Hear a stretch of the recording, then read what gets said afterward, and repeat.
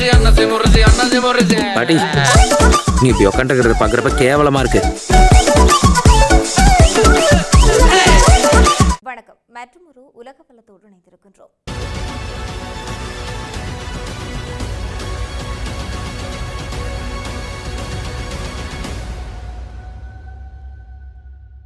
மத்திய கிழக்கு பிராந்தியத்தில் பதட்டம் இப்போது அதன் உச்சகட்டத்தை எட்டியிருக்கின்றது. Iran, Israel, Saudi Arabia, Iraq என பல நாடுகள் இந்த போர்ச்சூழலில் சிக்கியும் இருக்கிறது. ஒருபுறம் நேரடி விமான தாக்குதல், மறுபுறம் கடல்வழி எண்ணெய் விநியோகத்தை தடுக்கும் சதித்திட்டங்கள் என உலகம் ஒரு மாபெரும் பொருளாதார மற்றும் பாதுகாப்பு நெருக்கடியை எதிர்நோக்கியும் இருக்கின்றது. கடந்த சில மணி நேரத்தில் நிகழ்ந்த சம்பவங்கள் இந்த பிராந்தியம் ஒரு முழு அளவிலான போரை நோக்கி செல்வதை உறுதிப்படுத்தியும் இருக்கின்றன. இந்த போரின் மிக முக்கியமான திருப்பமாக ஈரானின் தலைநகர் தெஹ்ரானில் உள்ள இஸ்லாமிய புரட்சிகர காவல்படையின் முக்கிய கட்டமைப்புகள் மீது பாதுகாப்பு படைகள் சரமாரியாக வான்வெளி தாக்குதல்களை நடத்தியும் இருக்கின்றன. இது தொடர்பான வீடியோ ஆதாரங்களை வெளியிட்டுள்ள இஸ்ரேல், ஈரானின் ராணுவ கல்வி நிறுவனமான இமான் ஹோசைன் பல்கலைக்கழகம் மற்றும் விமானப்படை தலைமையகங்கள் முற்றாக அளிக்கப்பட்டதாக தெரிவித்துள்ளது. குறிப்பாக பாலிஸ்டிக் ஏவுகணைகள் சேமித்து வைக்கப்பட்டிருந்த உற்பத்தி மையங்கள் மற்றும் வான்வெளி பாதுகாப்பு மையங்களை குறிவைத்து இந்த தாக்குதல்கள் நடத்தப்பட்டுள்ளன. இது ஈரானின் பாதுகாப்புகளை நிலைகுலைய செய்து இஸ்ரேல் ஒரு நுணுக்கமான உத்தியாக சொல்லப்படுகின்றது. தெஹ்ரான் மட்டுமல்லாது நாட்டின் பிற பகுதிகளில் உள்ள புலனாய்வு அமைச்சின் அலுவலகங்கள் மற்றும் பாசிஜ் துணைப்படை தளங்களும் தரைமட்டமாக்கப்பட்டுள்ளது. இது ஈரானின் ஆட்சி அதிகாரத்துக்கே விடுக்கப்பட்ட ஒரு நேரடி சவாலாக பார்க்கப்படுகின்றது. மத்திய கிழக்கு நிலவும் இந்த போர் தற்போது உலக பொருளாதாரத்தின் முதுகெலும்பான எண்ணெய் விநியோகத்தையும் குறிவைத்து தொடர்கின்றது. ஈராக்கின் உம்ஹஜ் துறைமுகத்திலிருந்து மசகு எண்ணெய் ஏற்றிச் சென்ற 2 மிகப்பெரிய கப்பல் மீது வெடிபொருட்கள் நிரப்பப்பட்ட ஆளில்லா படகுகள் மூலம் தாக்குதல் நடத்தப்பட்டும் இருக்கிறது. ஈராக் கடல் எல்லைக்குள் நுழைந்து சில நிமிடங்களிலே நடத்தப்பட்ட இந்த தாக்குதலால் 2 கப்பல்களும் தீப்பற்றி எரிந்தும் இருக்கின்றது. இதில் வெளிநாட்டு மாலுமியொருவர் உயிரிழந்ததோடு பல பணியாளர்களை தேடும் பணிகள் தீவிரமாக நடைபெற்று வருகின்றது. ஈராக் ராணுவ பேச்சாளர் லெப்டினன்ட் ஜெனரல் சாத் மான் இதனை ஒரு கோழைத்தனமான செயல் என வர்ணித்தும் இருக்கின்றார். சர்வதேச கடல்சார் விதிகளின்படி இதற்கு எதிராக சட்ட நடவடிக்கை எடுக்கப்படும் என ஈராக் எச்சரிக்கை விடுத்தும் இருக்கின்றது. இந்த தாக்குதலால் உலக சந்தையில் கச்சா எண்ணெய் விலையில் பெரும் தாக்கத்தை ஏற்படுத்தும் என அஞ்சப்படுகின்றது. மறுபுறம் சவுதி அரேபியாவின் கிழக்கு பிராந்தியத்தில் போர் பதற்றம் அதிகரித்துள்ளது.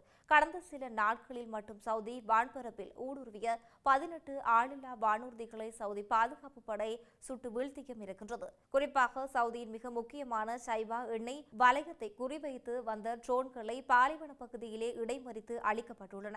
இந்த தாக்குதலால் எங்கிருந்து ஏவப்பட்டன என்பது சவுதி அரசு வெளிப்படையாக அறிவிக்கவில்லை என்றாலும் இது ஈரானின் ஆதரவு பெற்ற குழுக்களில் கைவரிசையாக இருக்கலாம் என உளவுத்துறையினர் சந்தேகம் வெளியிட்டும் இருக்கின்றார்கள்.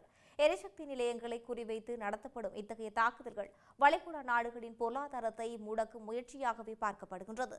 இந்த சூழலில் ஈரானில் அத்துமீறல்களை கண்டித்து ஐக்கிய நாடுகள் பாதுகாப்பு அமைப்பின் ஒரு வரலாற்று சிறப்புமிக்க தீர்மானம் நிறைவேற்றப்பட்டும் இருக்கின்றது. வளைகுடா நாடுகள் மற்றும் ஜோர்டான் மீது ஈரான் நடத்தி வரும் தாக்குதல்களை நிறுத்த கோரி கொண்டுவரப்பட்ட இந்த தீர்மானங்கள் 135 நாடுகள் ஆதரவு தெரிவித்தும் இருக்கிறது.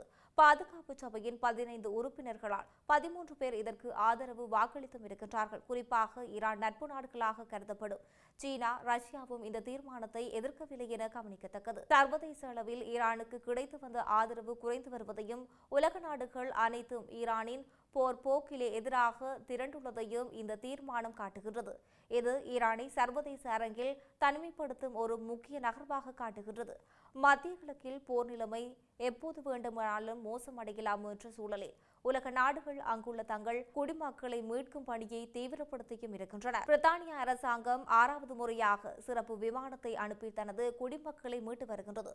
இதுவரை 57,000க்கு அதிகமான பிரிட்டிஷ் குடிமக்கள் மத்திய கிழக்கில் இருந்து வெளியேறியும் இருக்கின்றார்கள். பல நாடுகளின் வான்வெளிகள் மூடப்பட்டிருந்தாலும் பாதுகாப்பு நிலைமை நொடிக்கு நொடி மாறி வருவதாலும் அங்குள்ள வெளிநாட்டவர்கள் மிகுந்த அச்சத்தில் காணப்படுகின்றார்கள். துபாய் மற்றும் ஓமான் வழியாக இந்த மீட்பு பணிகள் ஒருங்கிணைக்கப்பட்டு இருக்கின்றன. ஒட்டுமொத்தமாக பார்க்கையில் மத்திய கிழக்கு பிராந்தியம் ஒரு மாபெரும் அழிவை நோக்கி சென்று கொண்டிருக்கின்றது. இஸ்ரேலின் வான்வெளி தாக்குதல் ஈரானில் ராணுவ பலத்தை சிதைத்தும் இருக்கின்றது. அதே சமயம் எண்ணெய் கப்பல்கள் மற்றும் சக்தி நிலையங்கள் மீதான தாக்குதல்கள் உலக பொருளாதாரத்தை சீர்குலைக்கின்றன. ஐக்கிய நாடுகள் சபையின் கண்டங்களும் நாடுகளின் மீட்பு பணிகளும் நிலைமையின் தீவிரத்தை உணர்த்துகின்றன. வல்லரசு நாடுகள் தலையிட்டு ஒரு நிரந்தர தீர்வை எட்டவில்லை என்றால் இந்த போர் உலகளாவிய பாதிப்பை ஏற்படுத்தும் என்பதில் சந்தேகமில்லை என்று சொல்லப்படுகின்றது. தெஹ்ரானின் இதே பகுதியில் உள்ள இஸ்லாமிய புரட்சிகர காவல் படையின் தலைமையகம் தகர்த்தப்பட்டது என்பது வெறும் ராணுவ தாக்குதல் மட்டுமல்ல, அது ஈரானின் ஒட்டுமொத்த பாதுகாப்பு மற்றும் புலனாய்வு துறையின் தோல்வியாகவே பார்க்கப்படுகின்றது. இமாம் ஹுசைன் பல்கலைக்கழகம் போன்ற மிக உயரிய பாதுகாப்பு கொண்ட இடங்களில் ஆஸ்திரேலிய போர் விமானங்கள் ஊடுருவி தாக்கியது. ஈரானிய வான்வழி பாதுகாப்பு அமைப்பான S-300 போன்ற ஏவுகணைகள் செயலற்று போனதாக காட்டுகின்றது. இந்த பல்கலைக்கழகம் ஈரானின் வருங்கால ராணுவ அதிகாரிகளை உருவாக்க மூளை போன்றது. அந்த இடத்தை தரைமட்டமாக்கியதன் மூலம் ஈரானின் ராணுவ எதிர்காலத்தையே இஸ்ரேல் கேள்விக்குறியாக மாற்றியும் இருக்கின்றது. இந்த தாக்குதல் ஈரானிய மக்களிடையே பெரும் பீதியை ஏற்படுத்தியதுடன் நமது சொந்த தலைநகரையே தமக்கு பாதுகாப்பு இல்லையா என்ற கேள்வியையும் எழுப்பியுள்ளது. இது ஈரானின் ஆட்சியாளர்களுக்கு உள்நாட்டிலே மிகப்பெரிய அரசியல் அழுத்தத்தை உருவாக்கியும் வருகின்றது. ஈராக் கடல் எல்லையில் எண்ணெய் கப்பல் மீது நடத்தப்பட்ட ஆளில்லா படகு தாக்குதல் நவீன காலப்போரின் புதிய மற்றும் ஆபத்தான முகத்தை வெளிச்சம் போட்டு காட்டியும் இருக்கின்றது. ஒரு காலத்தில் பிரம்மாண்டமான போர்க்கப்பல்கள் மட்டும் போரை தீர்மானித்தது. ஆனால் இன்று சில $1000 செலவிலான தயாரிக்கப்படும் வெடிபொருட்கள் நிரப்பப்பட்ட சிறிய ஆளில்லா படகுகள் பல $1 மில்லியன் மதிப்புள்ள மசகு எண்ணெயை கொண்டு செல்லும் கப்பல்களை சாம்பலாக்குகின்றது. ஹஸ்ட் துறைமுகம் தாக்குதல் என்பது வெறும் ஈராக் மீதான தாக்குதல் அல்ல, அது உலக நாடுகளின் எரிசக்தி விநியோக சங்கிலி மீதான தாக்குதலாக சொல்லப்படுகின்றது. இதுபோன்ற சம்பவங்கள் தொடர்ந்தால் காப்பீடு நிறுவனங்கள் இந்த கடல்வழியாக வரும் கப்பல்களுக்கு காப்பீடு வழங்க மறுக்கும்.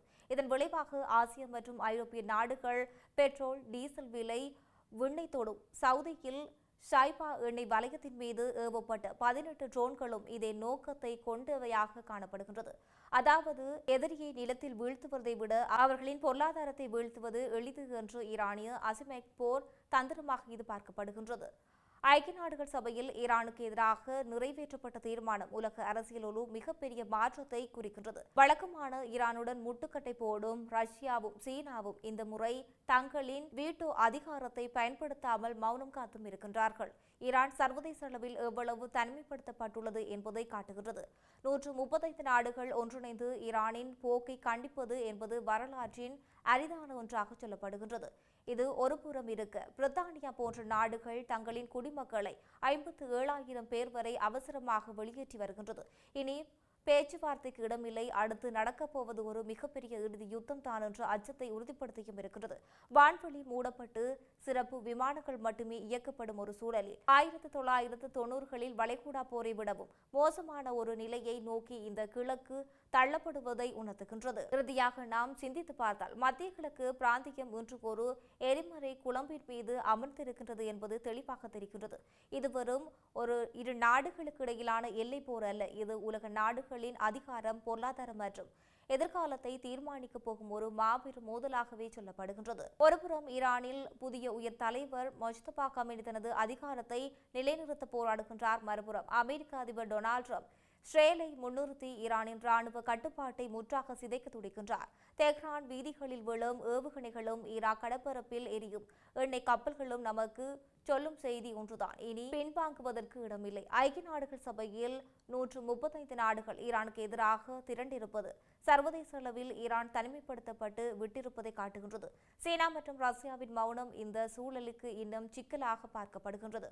57,000க்கு அதிகமான வெளிநாட்டு பிரஜைகள் வெளியேறுவதும் ஒரு மிகப்பெரிய போருக்கான ஒரு தொடக்கமாகவே இது காணப்படுகின்றது. ஈரானின் ஜனாதிபதி முன்வைத்துள்ள 3 நிபந்தனைகளை அமெரிக்கா ஏற்குமா அல்லது ஈரானின் அதிவேக நெருக்கடி ஏவுகணை உலக பொருளாதாரத்தை முடக்குமா என்பதற்கு காலம்தான் பதில் சொல்ல வேண்டியிருக்கின்றது. போர் என்பது எப்போதுமே வெற்றியை தருவதில்லை, அது அழிவை மட்டுமே மிச்சம் செய்கின்றது. உலக வல்லரசுகள் தங்களின் பிடிவாதத்தை கைவிட்டு ராஜதந்திர ரீதியாக தீர்வை எட்டவில்லை என்றால் போரானது மத்திய கிழக்கை மட்டுமல்ல ஒட்டுமொத்த உலகையுமே இருண்ட காலத்துக்கு தள்ளிவிடும் என்று சொல்லப்படுகின்றது. இந்த விடயங்களானது இவ்வாறு இருக்கலாம். மற்றும் ஒரு உலக வலத்தோடு இணைத்திருக்கலாம். வணக்கம்.